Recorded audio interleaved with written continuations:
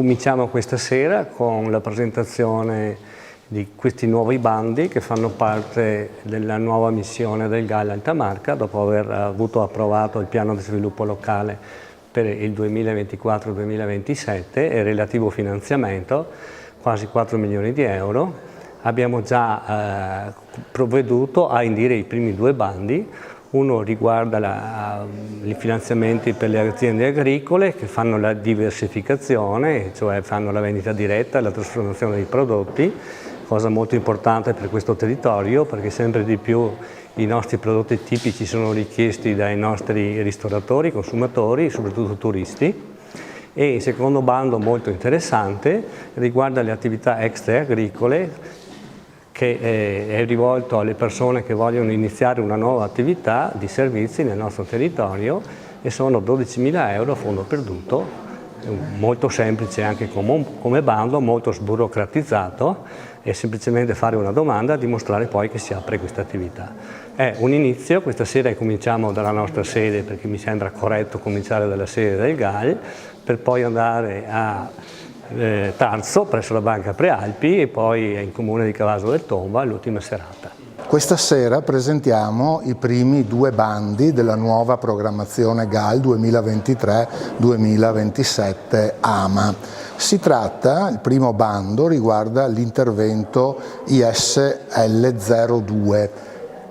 avviamento di imprese in campo extra-agricolo. Questa è una grande novità perché per la prima volta viene previsto un premio insediamento, un premio avviamento di 12.000 euro per chi ha creato da meno di 6 mesi o nei 6 mesi successivi dalla presentazione della domanda, apre un'attività di impresa, di servizi o anche di attività commerciali o artigianali in alcuni settori, che sono tutti i settori diversi dal turismo che contribuiscono a rendere il territorio più vivibile e quindi a contrastare lo spopolamento, perché se anche nei piccoli comuni, nei borghi montani, i residenti trovano i servizi, le attività commerciali, l'edicola, il bar, il fornaio, il centro estetico, l'odontotecnico, ecco questo aiuta a dare qualità della vita e aiuta a rimanere. Questo bando vale per i 22 comuni del GAL, abbiamo 516.000 euro e contiamo di finanziare appunto 43 microimprese e il bando è stato pubblicato nel BUR il 28 di giugno scorso e scade il 28 di ottobre. Questa sera sarà presente anche l'agenzia Avepa che spiegherà proprio la modalità tecnica perché le domande di contributo vanno presentate sulla piattaforma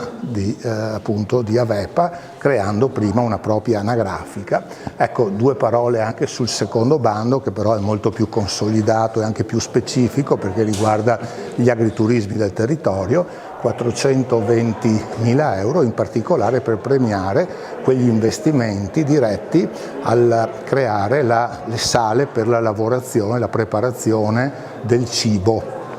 anche perché l'azienda se fa in proprio la lavorazione dei prodotti, questo gli fa valore aggiunto e riesce ad avere una maggiore redditività aziendale. Ecco, questo è un bando consolidato perché da sempre il GAL opera a favore degli agriturismi, quindi le associazioni di categoria e le imprese agricole del territorio insomma, sicuramente sono attente a cogliere questa opportunità. Invece è di assoluta novità perché riguarda anche le persone fisiche. Torno per concludere sul primo bando, quindi anche chi non ha un'impresa, un semplice cittadino, un semplice giovane che ha appena terminato le scuole, se ha un'idea di impresa può fare la domanda di contributo anche come persona fisica e creerà l'impresa dopo che avrà ottenuto il contributo.